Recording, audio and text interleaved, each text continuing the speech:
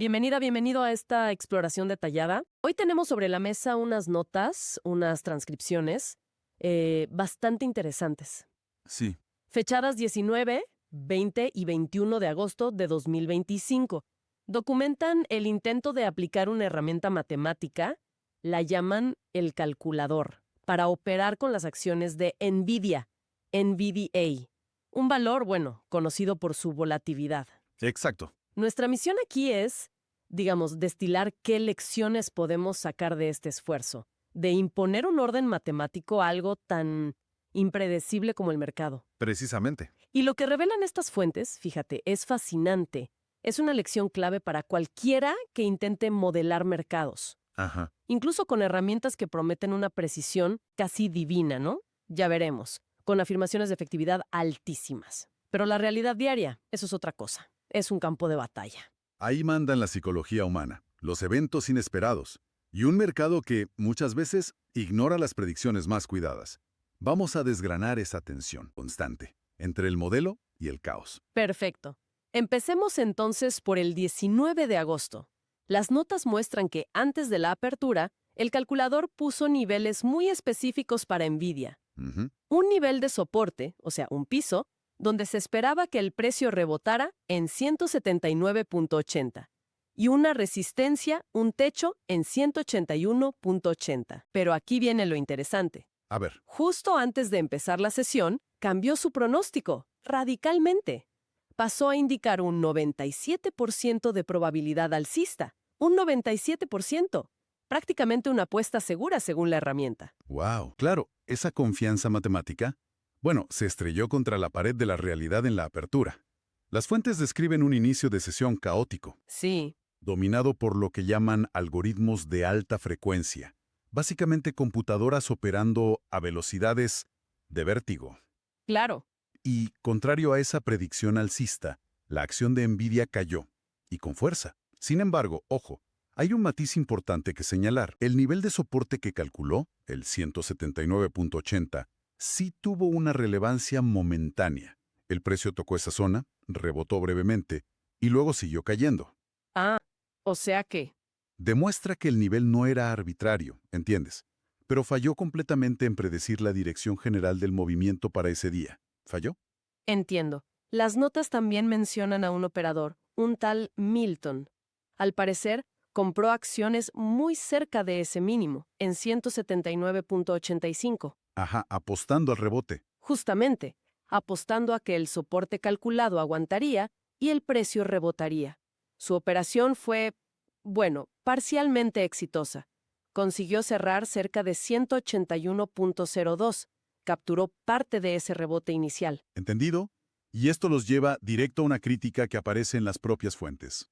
Se menciona una supuesta efectividad histórica del calculador, Del 92. 92. Pero no dan detalles. Ni cómo se midió, ni qué periodo cubre, ni bajo qué condiciones. Nada. Qué conveniente. Y ese día, el 19, la predicción de una fuerte subida fue, pues, errónea. La oportunidad real, vista después, claro, parecía estar en vender durante la caída inicial. Claro. Es un recordatorio, clarísimo de las limitaciones de estos sistemas predictivos cuando se enfrentan a la complejidad y sobre todo a la imprevisibilidad del mercado en tiempo real. Pasemos al día siguiente, 20 de agosto. Aquí las afirmaciones sobre la efectividad del calculador se vuelven, aún más extraordinarias. A ver, cuéntame. Según las notas, el operador Milton afirma que, usando el calculador desde noviembre de 2022, serían unos 806 días de mercado. Solo ha registrado 3 días con pérdidas. 3 días. 3.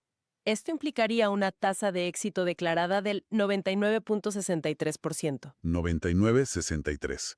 Cifras que sinceramente suenan casi irreales en el mundo del trading activo. Totalmente. Y para añadir más a lo sorprendente, el analista que parece dirigir estas sesiones asegura no haber tenido ni un solo día de pérdidas en el mismo periodo, usando sus propios cálculos. Bueno, pero lo interesante es que el propio análisis de ese día introduce una contradicción fundamental. Así, Se menciona que Milton, a pesar de tener esta herramienta casi infalible, no a veces sufre de lo que llaman dinosaurios. dinosaurios. ¿Qué es eso? Se refieren a miedos, dudas, indecisiones, que le impiden seguir las señales del calculador al pie de la letra, y esto, según las notas, le hace perder oportunidades. Ah, claro. Aquí vemos el conflicto. Clarísimo. Una herramienta supuestamente cercana a la perfección frente a la fragilidad de la psicología humana, la duda, la dificultad de ejecutar bajo presión. Muy revelador ese punto, ¿sí? ¿Y qué pasó con el calculador ese día en concreto, el 20 de agosto? A ver... Bueno, inicialmente indicaba un 64% de riesgo alcista, pero, atención, unos 15 minutos antes de la apertura, otro cambio drástico. ¿Otra vez? Sí, viró completamente. Pasó a señalar un 78% de riesgo bajista. Marcó un nivel clave de ruptura en 175.55 y predijo lo que llaman un Open Gap Down. O sea, que abriría significativamente por debajo del cierre anterior. Exacto. Acertó. En cuanto a la dirección, sí. Acertó. El mercado efectivamente abrió a la baja. Bastante cerca del nivel que había previsto para la apertura. Abrió en 175.09. Ajá. Sin embargo, la caída que siguió fue muchísimo más violenta de lo que cualquier nivel calculado parecía anticipar. La acción se desplomó Ajá. hasta los $168, Wow. pulverizando los soportes que el calculador había marcado en 174.26 y 172.96. Así que, a ver, acertó la dirección inicial, bajista, pero falló estrepitosamente en predecir la magnitud de la caída y la capacidad de sus niveles para contenerla. Vaya. Las notas indican que intentaron ajustar los niveles sobre la marcha, pero la fuerza vendedora era simplemente arrolladora. No había forma. El conductor de la sesión, según se transcribe, muestra frustración, pero curiosamente no tanto por el fallo del cálculo en sí, Ah, ¿no? ¿Y por qué entonces? sino por la idea de que, incluso teniendo señales direccionales correctas, las dudas humanas, esos dinosaurios, pueden impedir una ejecución rentable. El factor humano. Siempre presente. Y un detalle final que llama la atención. Se menciona que una inteligencia artificial usada para resumir la sesión calificó todo el análisis técnico discutido como simple. Ruido de mercado. Ruido. Bueno, esa perspectiva de la IA, aunque en la fuente la califican de estúpida, toca un nervio sensible, ¿no? En el debate sobre el análisis de mercados. Sí, claro. ¿Cuánto valor real tienen estos métodos predictivos? Ya sean matemáticos o técnicos. Las herramientas, por sofisticadas que sean, son solo una parte de la ecuación. Cierto. La interpretación humana de esas señales, la gestión del riesgo y, como vimos, el control psicológico, siguen siendo absolutamente cruciales. Y el 21 de agosto nos ofrece la visión más detallada del calculador en acción, casi minuto a minuto. Aquí es donde realmente vemos cómo se aplica. Y se ajusta en tiempo real. ¿Vale? Primero, se aclara algo importante sobre el calculador de Milton.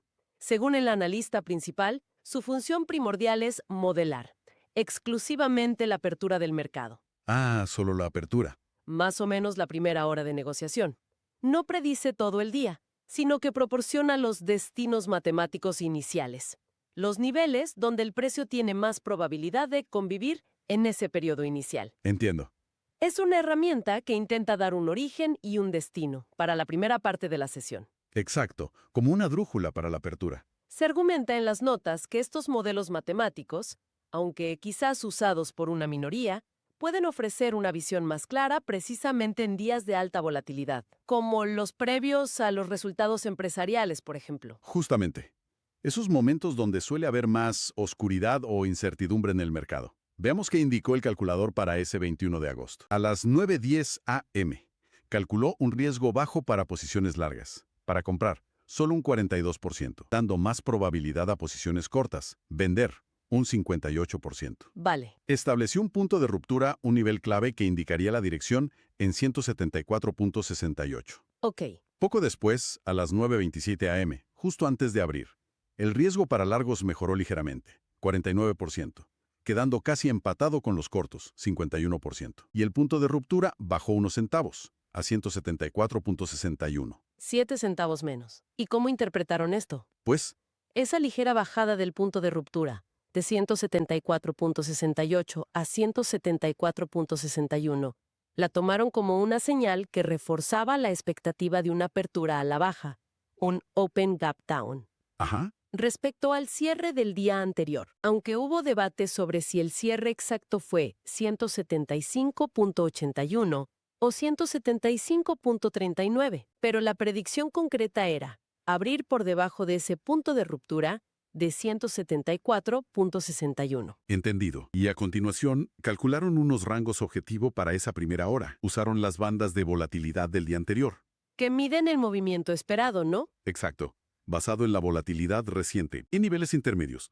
El objetivo inferior calculado quedó alrededor de 172.80 y el superior cerca de 176.20. Vale, 172.80 y 176.20. Teniendo en cuenta que el punto de ruptura previsto era 174.61, este nivel estaba matemáticamente más cerca del objetivo superior, a $1.59, Que del inferior. que del inferior, a $1.81. Así que, la expectativa era abrir por debajo de 174.61, pero luego tender a moverse hacia el objetivo superior de 176.20. Tiene sentido. Y también mencionaron una idea llamada autocorrección. Si el precio había caído durante la noche o premercado, necesitaría corregir esa caída, apuntando inicialmente a un nivel cercano a 175.21. Muy bien. Esa era la teoría. La hoja de ruta, digamos. ¿Qué pasó en la práctica? Pues, La acción abrió en 174.90. por encima. Exacto. Esto fue crucial. Abrió por encima del punto de ruptura calculado, 174.61, contradiciendo la predicción de abrir por debajo de ese nivel específico. Ojo, aunque sí fue gap down respecto al cierre previo. Sí, eso sí. Pero la diferencia clave fueron esos 29 centavos entre el punto de ruptura esperado, 174.61, y la apertura real, 174.90. Y eso obligó, según su metodología, a ajustar Todo. todos los niveles calculados previamente, simplemente sumándoles esos 29 centavos de diferencia. Recalcularon. Así, el nuevo rango objetivo ajustado pasó a ser aproximadamente de 173.09, el bajo, a 176.58, el alto. Entendido. Se ajusta el mapa sobre la marcha. Y a partir de esa apertura y con los niveles ajustados, las notas describen un seguimiento muy cercano, casi vela a vela, durante esa primera hora. ¿Sí? ¿Qué pasó? Observaron cómo la primera vela, el primer minuto, casi alcanzó la banda de volatilidad superior calculada del día anterior. Ajá. Analizaron las velas siguientes, debatiendo si serían alcistas o bajistas, usando un montón de herramientas técnicas. Patrones de velas, mencionan uno llamado libélula, la posición respecto a medias móviles, EMA 9, 20, indicadores como el MACD, el volumen, Lo típico. e introdujeron una estrategia llamada comprar la apertura, que consiste en entrar largo al inicio de una nueva vela si la anterior mostró fuerza. Vale. Aplicaron también una táctica de scalping buscando ganancias pequeñas, añadiendo progresivamente a su posición escalamiento en cada nueva vela alcista, comprando en su apertura. Y la tensión continuó hasta que, finalmente, el precio alcanzó el objetivo superior que habían calculado y ajustado, alrededor de 176.58. Ahí llegó. Ahí llegó. Y en ese momento surgió el debate. ¿Cerramos la posición o no? Milton, el operador, reveló entonces que él ya había cerrado su operación en ese nivel. Se adelantó. Sí. Le valió una pequeña reprimenda amistosa por contar el final de la película, pero la decisión de cerrar se justificó por dos motivos. ¿Cuáles? 1. Se había alcanzado el objetivo matemático ajustado. 2. El precio estaba muy cerca del máximo avance potencial que suelen esperar en un día normal para esa acción. Había subido $1.86 desde el mínimo. Un buen recorrido para una operación de apertura. Exacto. Y la vela siguiente, de hecho, cerró por debajo de ese nivel objetivo, lo que validó a posteriori la decisión de tomar beneficios. El ajuste del cálculo inicial había funcionado para marcar el techo de ese primer impulso. Efectivamente, y tras alcanzar ese máximo calculado y ajustado, el precio inició la corrección bajista que también esperaban. Lo notable, según las notas, es que encontró soporte inicial muy cerca del punto medio que habían calculado para esa corrección. Coincidió. Previsto en 175.80, el precio tocó 175.77, 175.80. Clavado. Impresionante. La discusión técnica continuó, claro, analizando si rompería más abajo o rebotaría, utilizando otra vez indicadores técnicos y unos patrones cíclicos que denominan Ley Cairo. Ley Cairo. Suena interesante. Sí parecen describir movimientos ondulatorios del precio entre niveles clave, como fuerzas centrífugas y centrípetas. Y se destaca en las notas cómo durante esa primera hora el precio pareció respetar notablemente estos niveles y patrones calculados, una vez ajustados, claro, completando los ciclos que la ley Quero anticipaba. Entonces, ¿qué nos llevamos de toda esta inmersión en las notas? Queda claro que herramientas matemáticas como el calculador pueden efectivamente ofrecer una estructura, identificar niveles clave, proporcionar una cierta orientación, sobre todo en el entorno complejo de la apertura.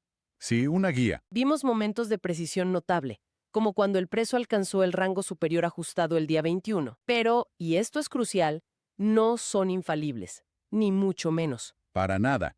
Quieren ajustes constantes basados en la acción real del precio. Pueden fallar espectacularmente en predecir la magnitud, como vimos el día 20. Y, sobre todo, la ejecución humana sigue siendo el factor determinante. Totalmente de acuerdo. Interpretar correctamente las señales, gestionar el miedo, la codicia, actuar con disciplina en tiempo real, es tan o más importante que el propio cálculo. Exacto. La herramienta, como se sugiere en las notas, proporciona una identidad matemática a los movimientos, una guía, una orientación, pero nunca una certeza absoluta. La complejidad del mercado es inmensa. Es fascinante ver el contraste, ¿no? Por un lado, la IA descartando todo como ruido, y por otro el análisis minuto a minuto mostrando un respeto a veces sorprendente por los niveles y patrones calculados, especialmente después de ser ajustados. Sí, una vez ajustados. Sobre la predictibilidad o la falta de ella en los mercados financieros. Y todo esto nos deja con una pregunta flotando en el aire. En esta búsqueda constante por anticipar el mercado, con modelos, algoritmos, matemáticas cada vez más complejas, ¿dónde reside realmente la ventaja competitiva sostenible? Buena pregunta.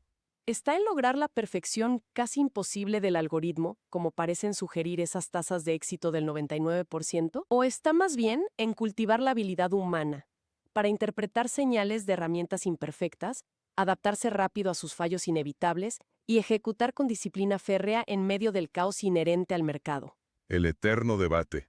¿Máquina o humano? Quizás, como se mencionó de pasada, la clave reside en que el operador esté, más preparado que la propia herramienta que utiliza. Una reflexión interesante, creo, para seguir explorando.